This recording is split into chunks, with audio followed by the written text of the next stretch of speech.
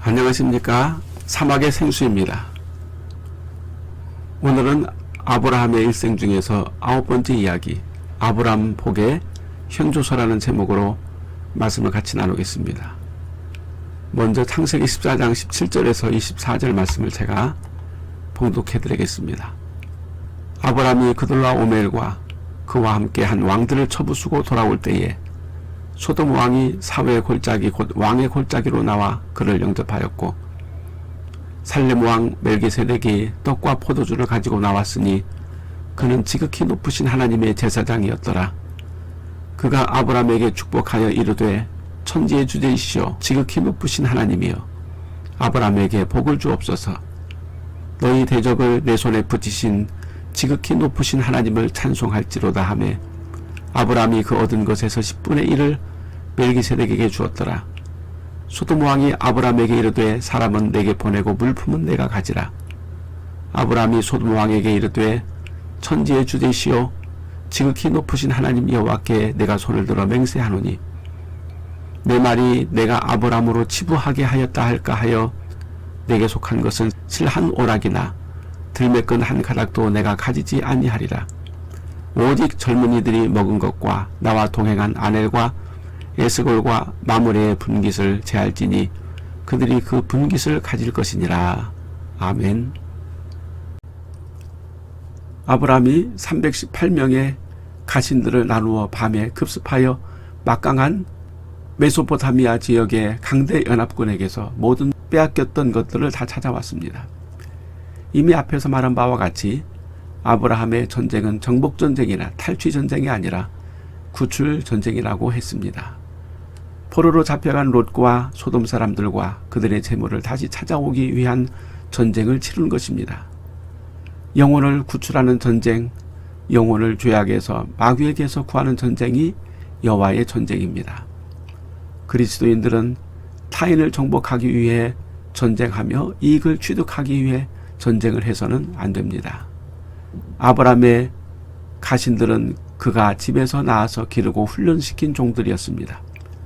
정복전쟁은 힘만 세고 숫자만 많으면 할 수 있지만, 영혼 구출 전쟁은 여호와 하나님의 신앙으로 무장된 자들만이 할 수 있는 것입니다. 요나단은 블레셋과 싸울 때 여호와의 구원은 사람이 많고 적음에 달리지 아니하였느니라 라고 했고, 다윗도 블레셋과 싸울 때 여호와의 구원하심이 칼과 창에 있지 아니함을 이 무리에게 알게 하리라. 전쟁은 여호와께 속한 것인즉 그가 너희를 우리 손에 넘기시리라 외쳤습니다. 그렇습니다. 여호와의 구원하심은 영적 전쟁이며 마귀에게서 악에서 영혼을 구원하는 전쟁입니다. 영혼 구원 전쟁은 사람의 많고 적음, 칼과 창에 아무 상관이 없습니다. 오직 여호와에 대한 확고한 믿음만 있으면 어떤 상대라 하더라도 여호와의 구원하심을 이룰 수 있습니다. 아브라함의 종들이 사강연합군에 비해 비교할 수 없을 만큼 적었지만 그들은 여호와의 믿음으로 길리웠고 신앙으로 무장했기에 도탄에 빠진 영혼들을 구원하기에 전혀 손색이 없었던 것입니다. 아브라함이 소돔 거민들을 구출하여 승승장구하며 돌아올 때 소돔 왕은 사회 골짜기에서 아브라함을 영접했다고 기록하고 있습니다. 소돔 왕은 어디 있다가 왔을까요? 앞에 10절에 보면 소돔 왕과 고모라 왕은 연합군의 공격을 피하여 도망갔습니다. 자기 사람들은 다 포로로 잡혀갔고 성은 불타고 재물을 다 빼앗겼는데 왕은 자기 목숨을 살리고자 도망을 갔다는 것입니다. 역사에서 보면 전쟁이 일어나면 일단 먼저 왕과 왕의 가족들과 신하들이 피신하는 것을 볼 수 있는데 아마도 그와 같은 경우일 것입니다.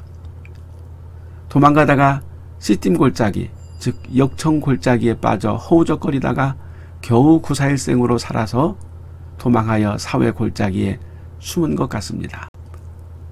사회 골짜기, 즉 왕의 골짜기에서 아브라함을 맞이했습니다. 사회 골짜기는 평평한 낮은 평원입니다. 장애물이 없는 탁 트인 넓은 장소에 소돔 왕이 나와서 아브라함을 맞이했습니다. 사회 골짜기는 왕곡이라고도 하는데 왕이 이곳에서 사냥도 하고 말타기도 하고 여러 가지 연습하는 연습 장소로 사용하는 들판이었던 것 같습니다.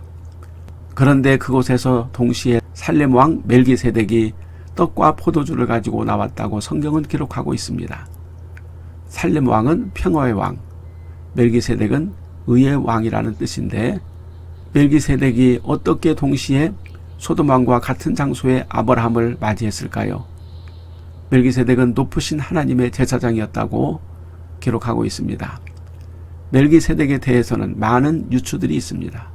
셈이라는 말도 있고 함의 후손이라는 말도 있고 가나안 원주민인 매우 경건한 사람이라는 말도 있지만 다 사실 무근입니다. 멜기세덱에 대해서는 히브리서 5장에서 7장까지 기록되어 있습니다. 예수님이 멜기세덱의 반차를 좇은 영원한 대제사장이라고 말씀했습니다. 멜기세덱은 레위족보에 들지 않은 대제사장이라고 했습니다. 멜기세덱은 아버지도 없고 어머니도 없고 족보도 없고 시작한 날도 없고 생명의 끝도 없어 하나님의 아들을 닮아서 항상 제사장으로 있느니라, 그렇게 말씀하고 있습니다. 이와 같은 증거들을 모아서 볼 때 멜기세덱은 비밀에 쌓였고 예수 그리스도이시거나 또는 모형이라고 할 수 있습니다. 더구나 멜기세덱은 아브라함에게 떡과 포도주를 가지고 왔습니다. 잡히시기 전날 밤에 예수님이 제자들과 함께 떡과 포도주를 나누시던 모습과 꼭 같습니다. 멜기세덱은 예수 그리스도의 현현으로서 이미 그의 살과 피를 나누셔서 인류의 죄를 씻으시는 메시아로 나타나신 것입니다. 멜기세덱을 히브리서의 증거로서 예수 그리스도를 받을 때 승리하고 돌아오는 아브라함 앞에 소돔 왕과 예수 그리스도께서 맞이해주고 있었다는 것입니다. 멜기세덱은 아브라함을 향해 이렇게 축복합니다. 이르되 천지의 주제이시오 지극히 높으신 하나님이여 아브라함에게 복을 주옵소서. 너희 대적을 내 손에 붙이신 지극히 높으신 하나님을 찬송할지로다. 멜기세덱은 아브라함이 승리하게 된 것은 하나님의 도우심과 역사하심이 있음을 밝히고 있습니다. 그리고 하나님의 도움으로 승리하게 된 아브라함에게 하나님께서 계속 복을 주시기를 기원하고 있습니다. 아브라함을 승리케 하신 하나님은 천지의 주제이십니다. 주제는 소유자, 점유자라는 뜻입니다. 천지의 주인이 하나님이심을 멜기세덱은 밝힌 것입니다. 대적을 이기게 하시는 분이 하나님이심을 역시 증거하고 있습니다. 그러므로 소돔 거민 구출 전쟁을 승리로 이끄신 분은 하나님이심을 멜기세덱은 역시 증거하고 있습니다. 이때 아브라함은 전쟁에서 얻은 재물의 10분의 1을 멜기세덱에게 주었습니다. 처음으로 11조가 나옵니다. 여기서 본 바와 같이 11조는 승리케 하신 하나님께 드리는 몫입니다. 즉 하나님이 승리케 하셨다는 사실을 11조로 인정하는 것입니다. 11조는 재물의 신앙 고백입니다. 하나님에 대한 신앙이 없다면 11조는 의미가 없습니다. 그러나 우리가 11조를 하나님에게 드림으로 모든 것이 하나님의 주재하에 있다는 사실을 인정하는 것입니다. 즉 인증샷입니다. 우리가 마음으로 하나님을 믿지만 정말 믿는지 무엇으로 증명하겠습니까? 우리가 진심으로 11조를 하나님 앞에 드림으로 하나님 신앙이 인증되어지는 것입니다. 11조로 하나님의 주권을 인증하는 자에게 하나님은 복에 복을 더하십니다. 하나님께서 모든 것의 주관자이심을 11조로 인증하는 것입니다. 또한 11조는 생명의 값입니다. 아브라함이 318명의 가신들을 이끌고 사강연합군을 상대로 포로들을 구해온 것은 기적에 가깝습니다. 일반적 논리로 본다면 아브라함의 318명은 다 죽어야 됩니다. 하나님께서 아브라함을 승리케 해주셨다는 것은 사지에서 생명을 구해주셨다는 것입니다. 그러므로 11조는 아브라함과 그의 가신들을 구해주신 하나님에 대한 생명값입니다. 11조의 생명값의 의미는 우리의 생명이 하나님의 손에 달려있음을 인정하는 것입니다.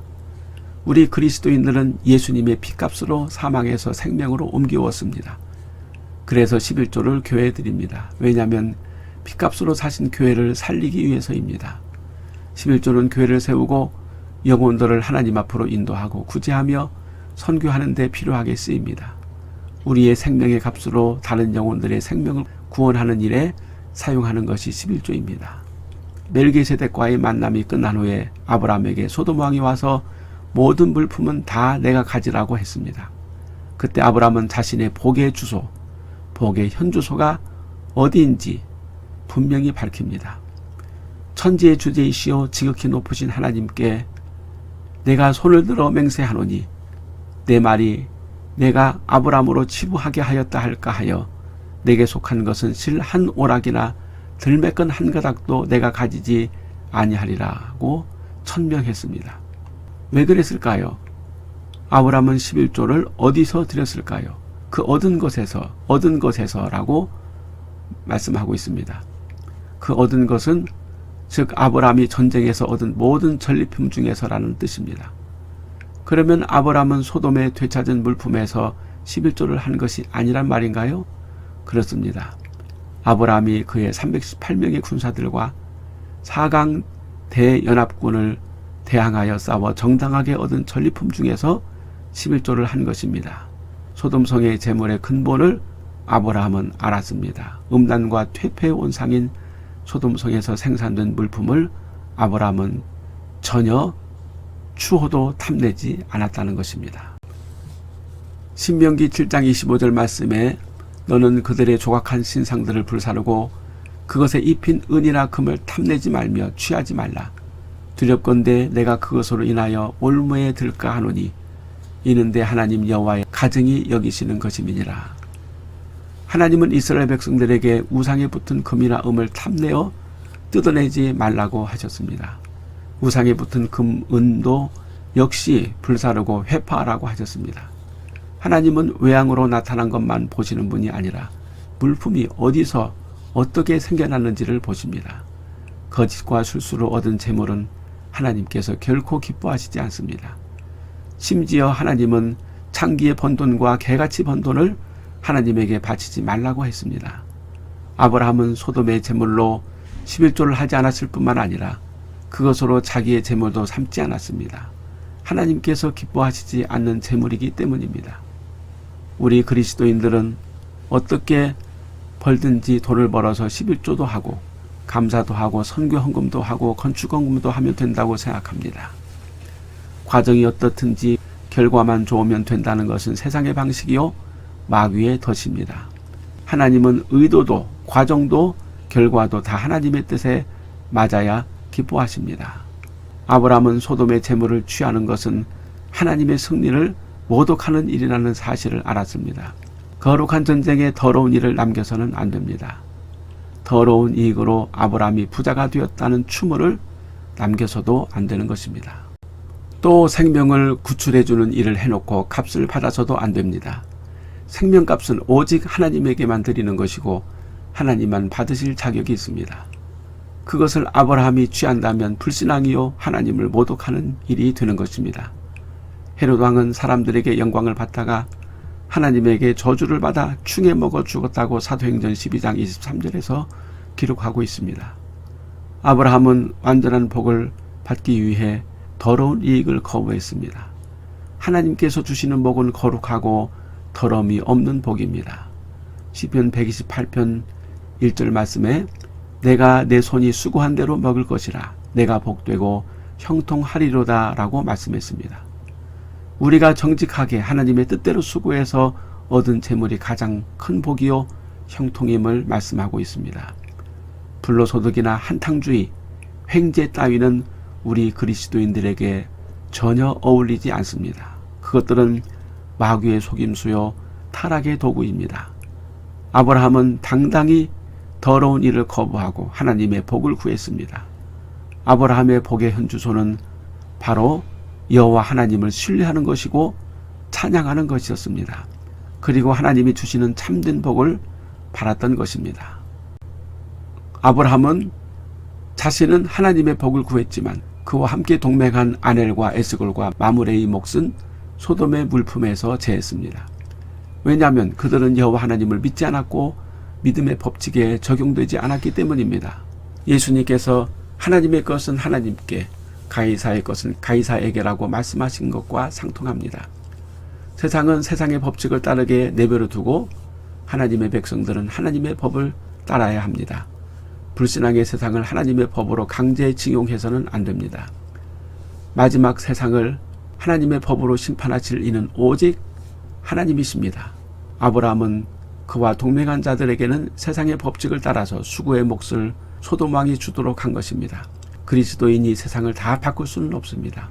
우리 그리스도인들은 세상의 빛이요 소금입니다. 성도들이 성도의 사명을 잘 감당하면 그 영향력으로 세상이 조금씩 달라지고 밝아질 수 있다는 것입니다. 예수님은 마태복음 5장 16절에서 이같이 너희 빛을 사람 앞에 비추게 하여 저희로 너희 착한 행실을 보고 하늘에 계신 너희 아버지께 영광을 돌리게 하라고 말씀하셨습니다. 아브라함은 이미 예수님의 말씀의 의미를 알고 있었던 것입니다.